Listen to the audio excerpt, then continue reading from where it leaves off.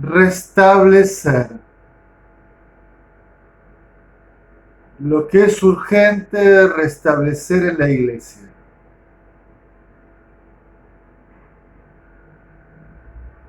Como en otros unitarios, comienzo aclarando que no es la intención hacer una clase académica de teología, ni brindar una exposición tipo conferencia muy argumentada, sino la simpleza del compartir fraterno desde la experiencia pastoral, desde mi propio camino como cristiano, lo que realmente me inquieta, me anima, me orienta, me desafía, se me vuelve oración,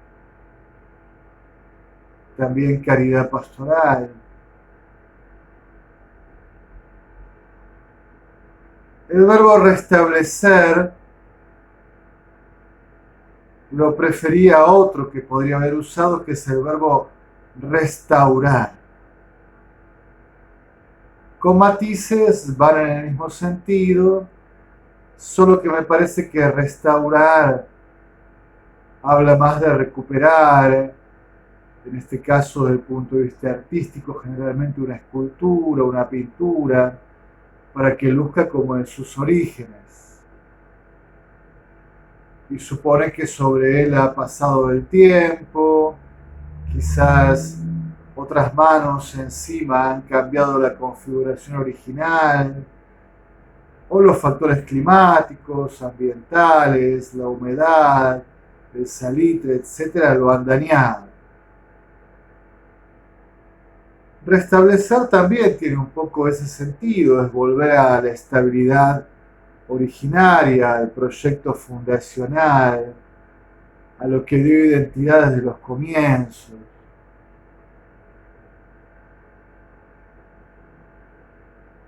Y en este sentido también yo quisiera ser muy cauto, muy cuidadoso, porque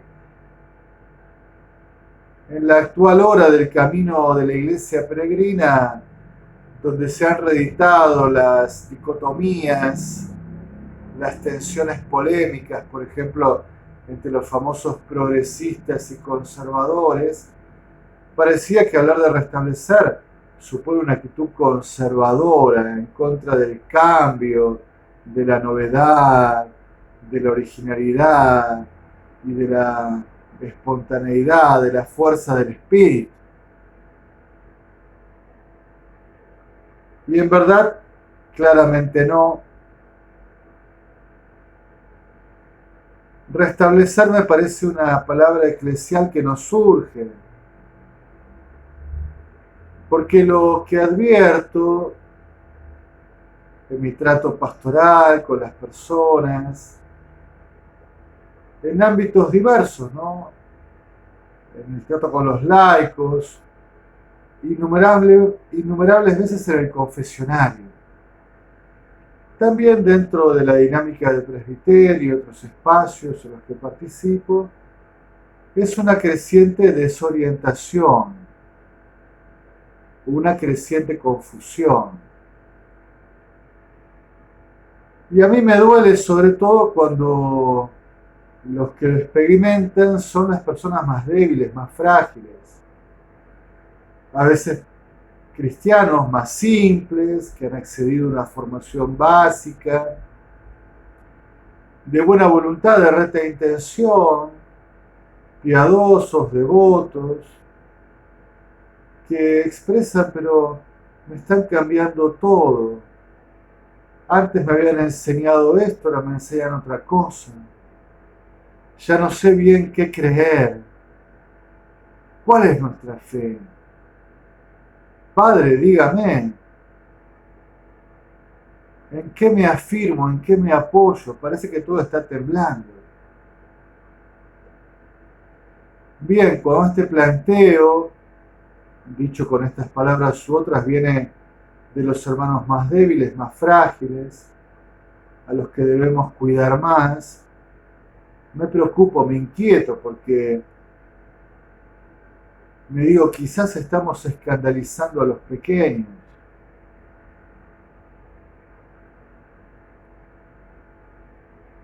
Cuando planteo esto de lo que es urgente restablecer, también me digo a mí mismo esta frase que realmente es cruda.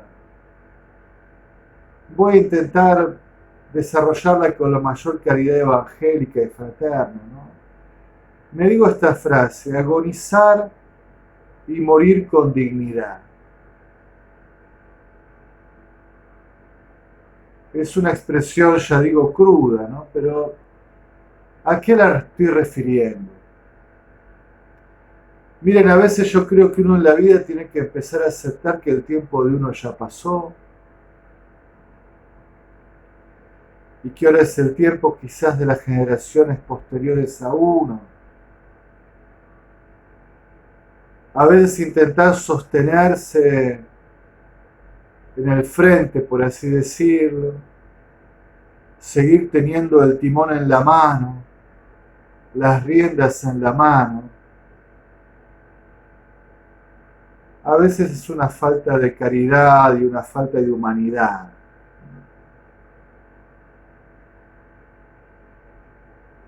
Esto también lo digo con mucha delicadeza, cuanto puedo, ¿no?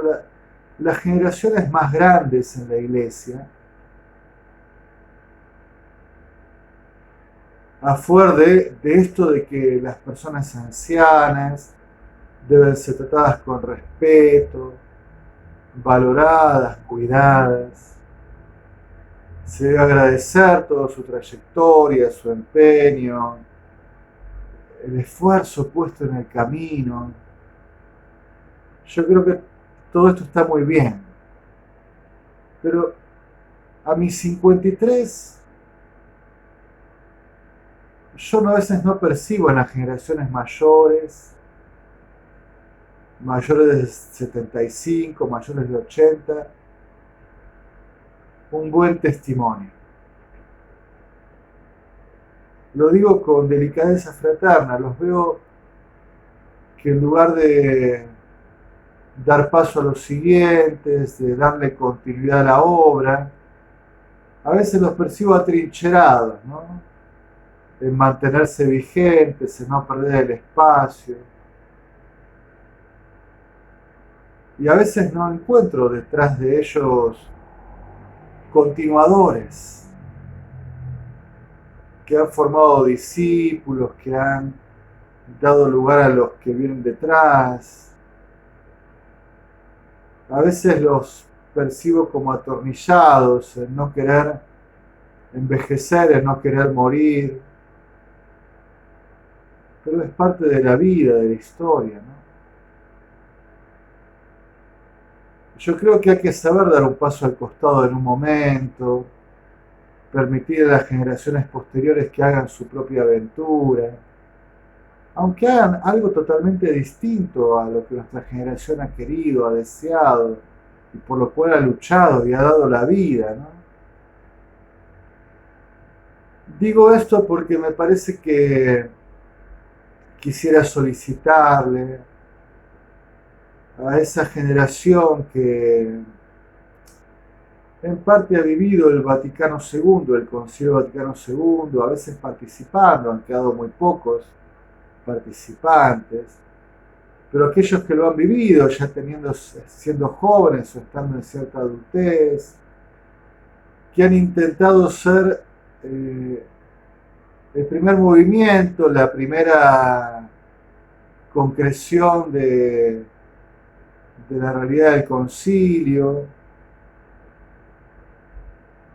y aquellos sobre todo que encarnan ese famoso espíritu del concilio, en esas generaciones que dicen, bueno, el concilio llegó hasta aquí, pero el espíritu quería decir mucho más, y entonces hay que ir más adelante, no hay que quedarse solo en el texto de los documentos, sino interpretar el espíritu, el ánimo, el alma.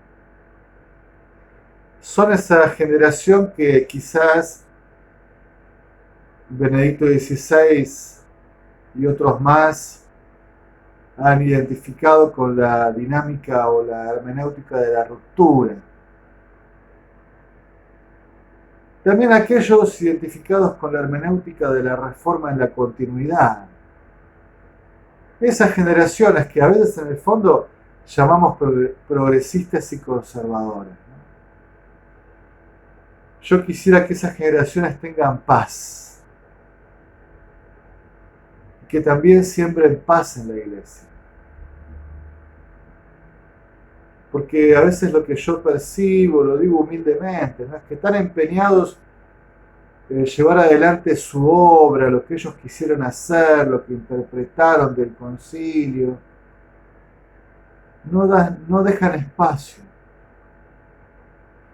De hecho, últimamente lo que yo percibo, siento, es que hay como un reinstalar aquel clima polémico, confuso, de oposiciones, hasta diría violento, agresivo de los primeros tiempos después del concilio. Mi generación, que ya ha nacido en un concilio celebrado, en una reforma que ya ha comenzado a ser vivida e intentar ser instrumentada, esperaba ya dejar atrás, ¿no?, aquellas discusiones sobre si hay que usar hábito o no hay que usar hábito, si hay que poner incienso o no hay que poner incienso, si el latino o las lenguas vernáculas, si esto o aquello. Y de hecho hoy yo pienso que quiero escuchar la interpretación del concilio que hacen las generaciones nuevas. Cuando me encuentro con seminaristas o con diáconos o sacerdotes que se han ordenado hace poco tiempo, menos de 10 años, menos de 5, yo suelo preguntarles, bueno, ¿qué pensás del Concilio Vaticano II? ¿Cómo te lo enseñaron? ¿Cómo lo lees? ¿Te interesó leerlo? ¿Es una fuente de consulta para tu generación? ¿No lo es? Escuchar. Creo que es oportuna hoy una interpretación del Vaticano II hecha por las nuevas generaciones.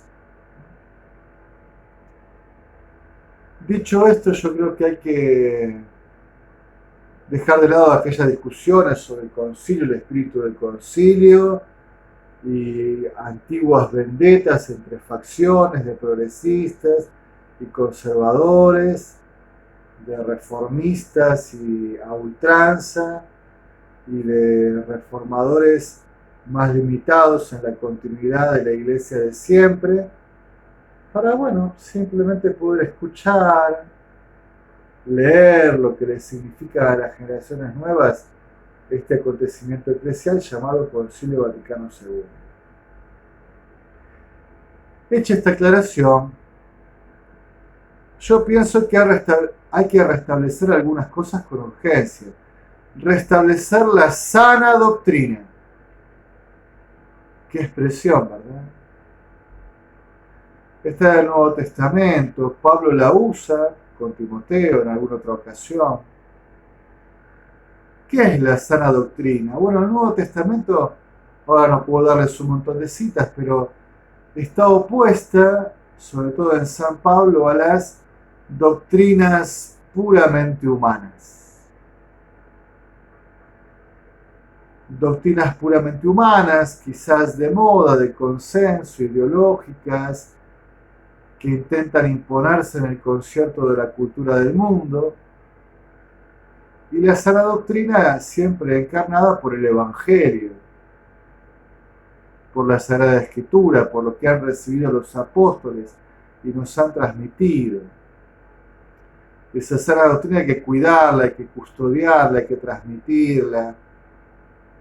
Claro, hay que transmitirla con principio de adecuación a la cultura del hoy, pero sin traicionarla.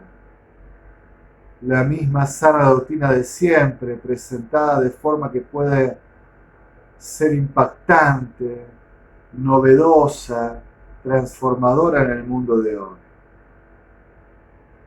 La sana doctrina.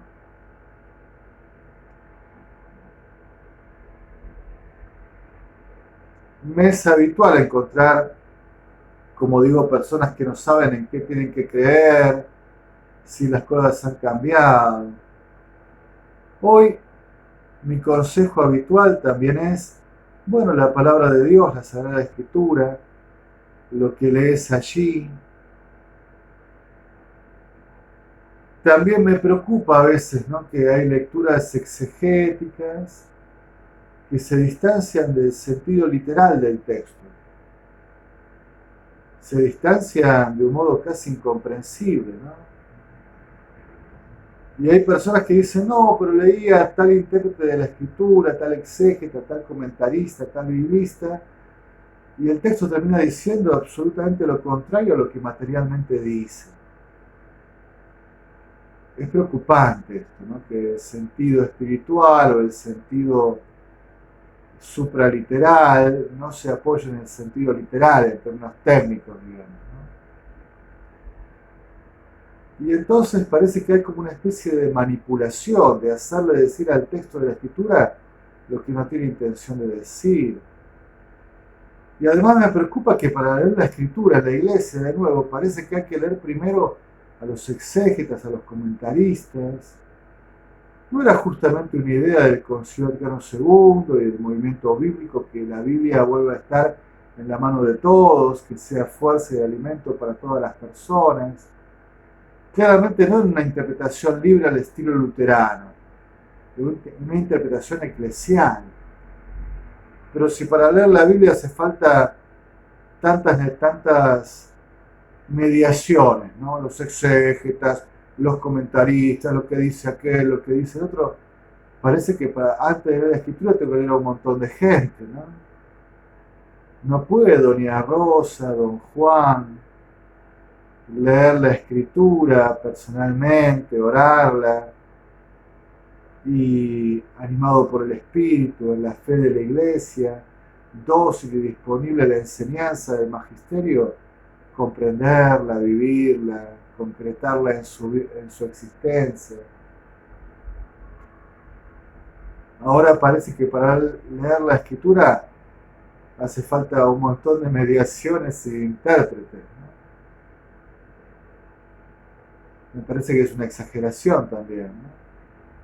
La palabra de Dios, viva y eficaz, leerla, rezarla, comprenderla, pedirle en todo caso a la iglesia que aclare, que enseñe, formarnos también para leerla mejor, claro, sin duda. Leer la palabra de Dios, fuente de vida y de salvación. Y luego les aconsejo leer el catecismo de la Iglesia Católica.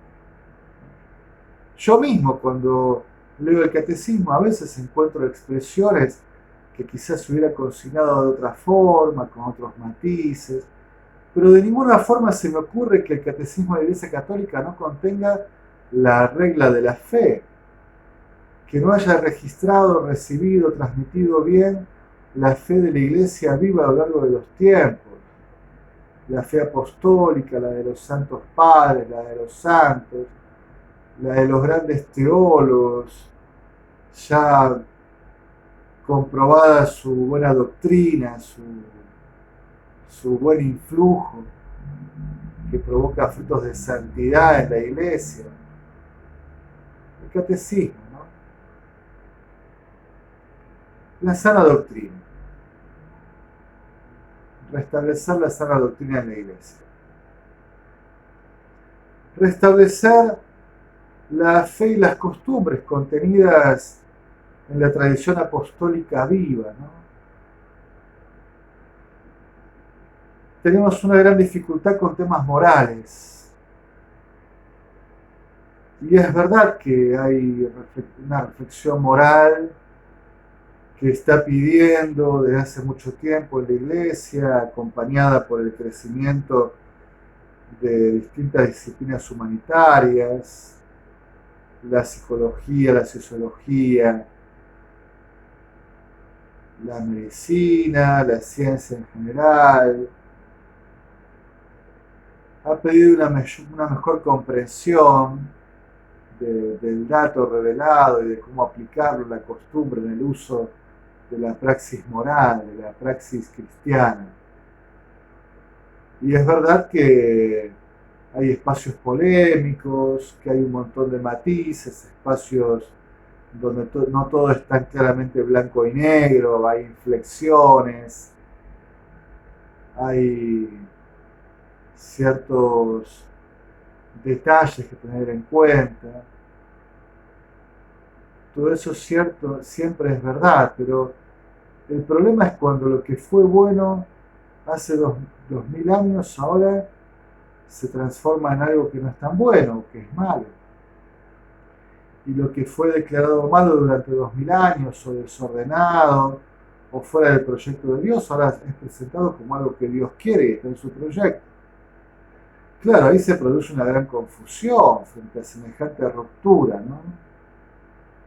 Porque hay actitudes, tendencias que están en la vida humana, que durante 2 milenios la Iglesia ha dicho que están fuera del plan de Dios, del proyecto creador.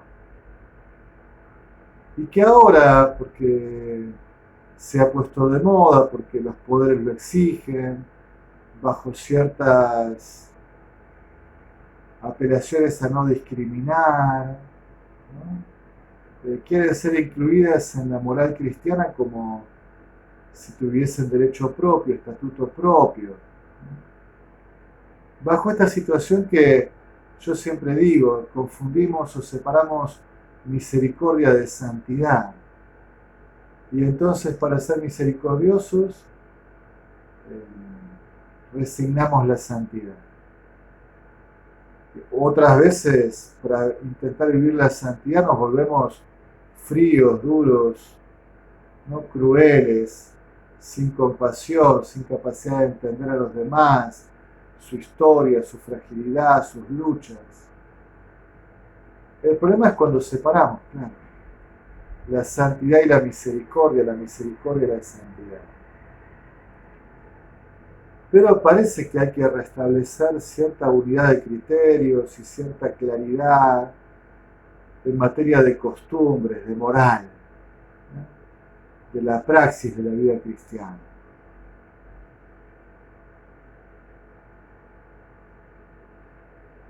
Que hay que restablecer la justicia en la disciplina eclesiástica. ¿Qué quiero decir con esto? Y que a veces percibimos que no se juzga a todo el mundo con la misma vara. Habrán escuchado ustedes aquello de que para los amigos todo, para los enemigos mi compasión, mi justicia. Y a veces uno percibe, ¿no? En situaciones que son públicas, a veces escandalosas, de personajes reconocidos, muchas veces eclesiásticos, ministros ordenados, a unos se los juzga de una forma y a otros se los juzga de otra. A unos se los expulsa del estado clerical y a otros se los mantiene en el estado clerical, aunque estén condenados, tengan una situación que lisa y llanamente atenta contra el Evangelio, o que hace difícil pensar que puedas ir adelante por un ministerio si esta actitud de fondo no es sanada, no es revista, no es recompuesta, cambiada, transformada.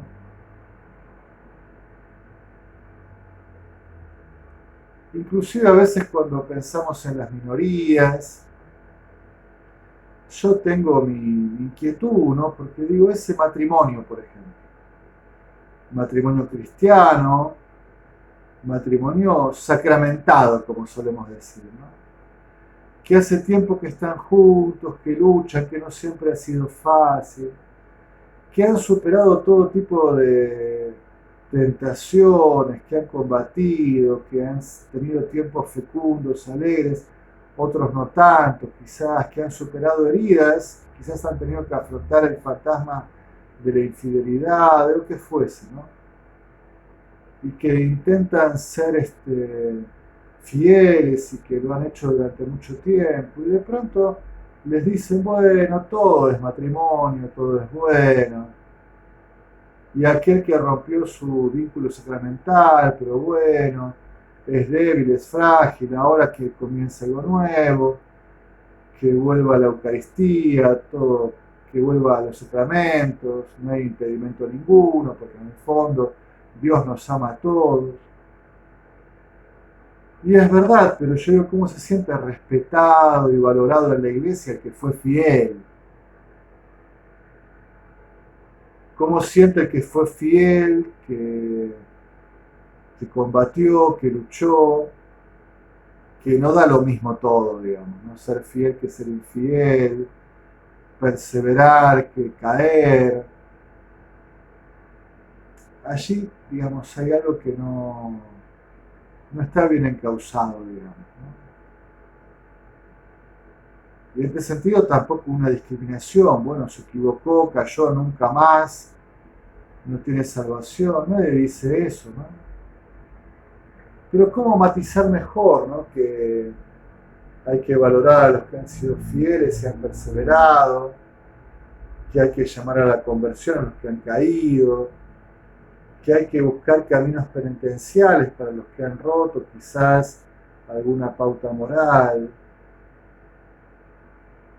que no es lo mismo alguien que vive una situación provisoria, alguien que tiene una situación permanente en el pecado y en la gracia.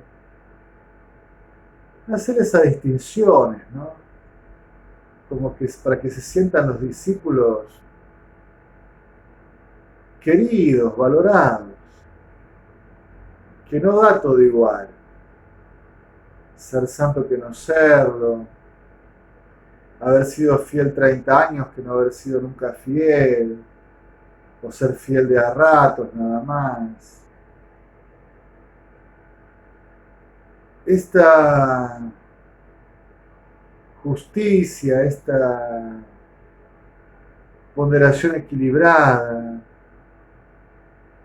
esta justicia distributiva, cada cual lo de cada quien, está siendo violentada en la iglesia. Y eso trae mucha desesperanza, mucho desánimo. Y va invitando a bajar la calidad de la vida cristiana. Bueno, si da igual lo mismo, seamos todos mediocres, total. ¿Para qué esforzarse más? Si cada vez bajamos más la vara, ¿no? Si vamos recortando la escalera y cada vez hay menos escalones que ascender. Y bueno, tirémonos todos a chanta, da lo mismo. ¿Cuál es el problema?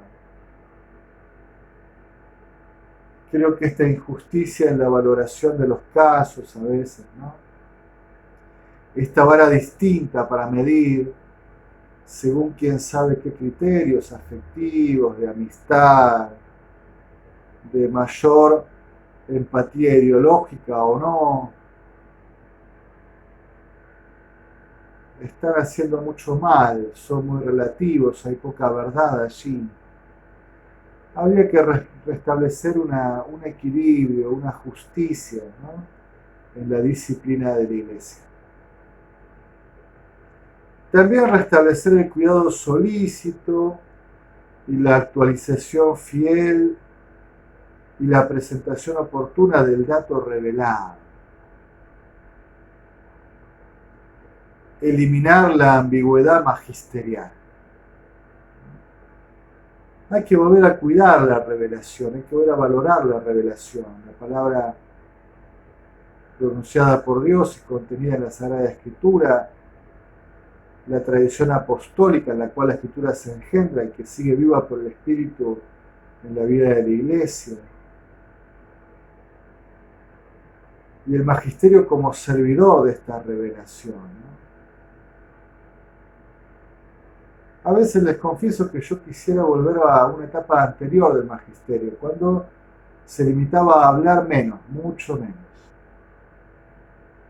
Y en todo caso a ser claro, decir, bueno, esto que se está proponiendo no está dentro de la fe, esto es peligroso, aquí hay algunos errores, esto es lo que está bien expresado, es lo que la fe recibida por la Iglesia siempre ha creído, y limitarse mucho más a eso. Porque a veces en el intento de producir un magisterio que termina siendo casi teología, ¿no? Yo no sé si el magisterio tiene que hacer teología. A veces quisiera que deje que los teólogos hagan teología y que el magisterio se nutra de la buena teología para seguir proponiendo y en todo caso limite lo que puede ser error, confusión, ambigüedad, pida tiempos, invite a los teólogos a hacer silencio, a madurar mejor la doctrina antes de seguirla expresando. Pero a veces me parece que el magisterio quiere opinar de todo, quiere hacer teología y la verdad que los obispos, los papas, pueden estar bien formados, pueden ser especialistas quizás en un ámbito, pero son muy pocos los que son especialistas en todos los ámbitos de la fe, manejan todas las disciplinas teológicas. Sabios de ese tamaño, muy pocos. Yo creo que el último que hemos visto ejerciendo el magisterio ha sido Benedicto XVI, sabios de semejante envergadura. El resto son todos más limitados. Necesitan que otros les ayude a escribir los documentos, que les hagan aportaciones, dan intuiciones personales, el espíritu los anima y los ayuda a entender qué es lo bueno, lo oportuno. Porque a veces sin darnos cuenta, al querer hablar de todo, somos imprecisos, somos ambiguos, generamos confusión, damos lugar a desavenencias, a intrigas, porque en general el pueblo de Dios no está tan bien formado, ¿no? Y no sabe distinguir lo que un pastor dice, no sé, en una homilía, lo que pone por escrito, lo que es un documento apostólico de la Santa Sede, lo que es dicho en medio de una conversación, de una entrevista periodística. Todos esos enunciados son distintos, tienen contextos distintos y hay que valorarlos también, dándoles un grado distinto, ¿verdad?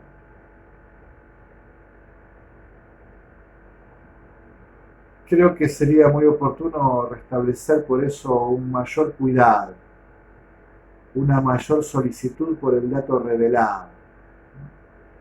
Cuidarlo mejor, expresarlo con más precisión, con más certeza, ¿no? Y no sembrar en la iglesia desorientaciones, confusiones. Al magisterio le toca en la iglesia expresar lo que es seguro, lo que está probado, lo que es firme. Eso le toca al magisterio. Para investigar, para producir novedades, para intentar andar por la cornisa con los riesgos que significa para producir un crecimiento, para eso está la teología, los teólogos. El magisterio tiene que ser sereno, firme, tiene que expresar la fe de siempre, la fe apostólica, tiene que dar claridad. Si hay algo que el magisterio no puede ser en la iglesia es ambiguo, confuso, no puede ser incierto. El magisterio tiene que ser claro, preciso, firme.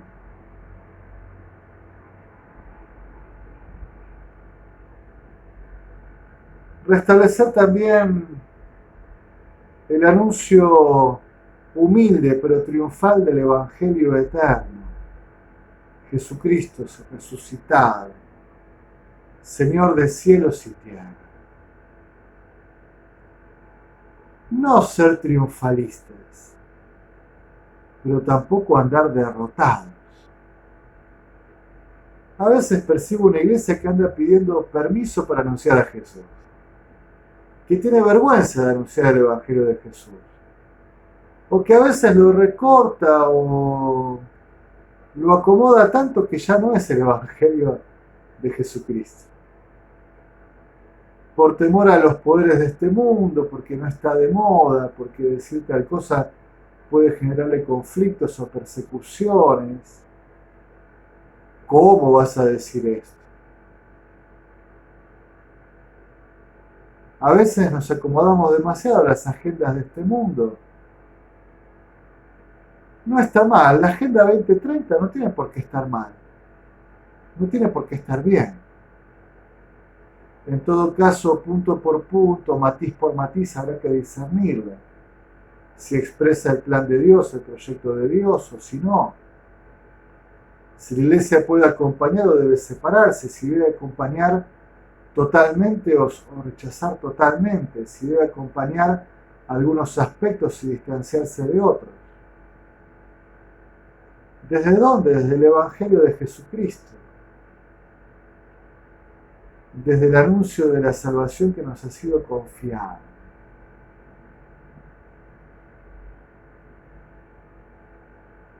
Hermanos, quizás al terminar la charla pienso que quedará como colofón, como final, decir, bueno, el Padre Cielo quiere restablecer cierta dinámica conservadora en la iglesia.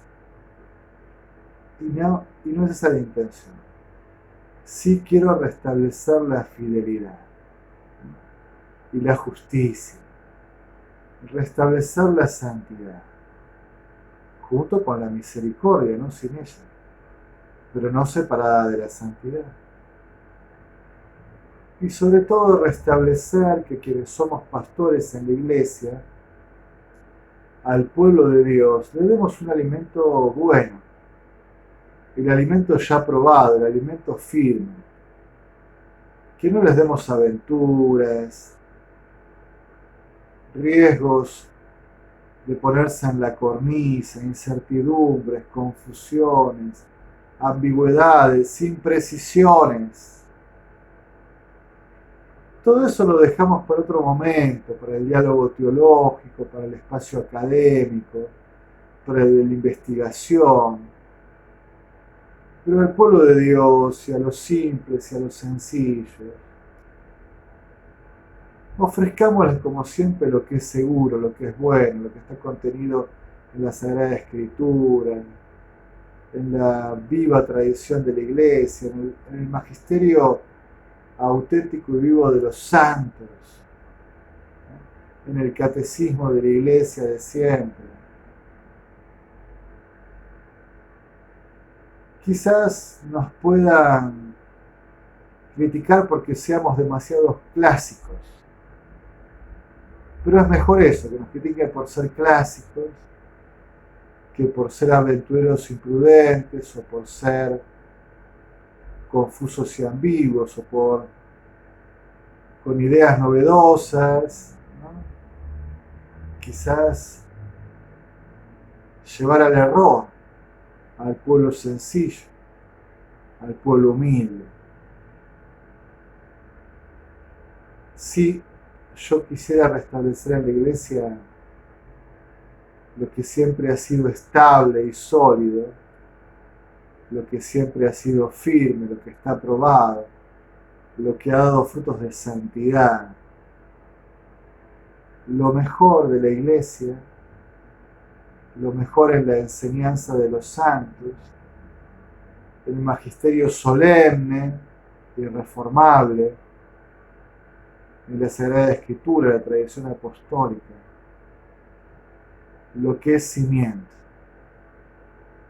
lo que es roca firme donde apoyar la fe. Restablecer en la iglesia el proyecto de Dios, la voluntad de Dios, lo que Él nos ha comunicado y transmitido para la salvación. En alabanza y gloria de la Santísima Trinidad.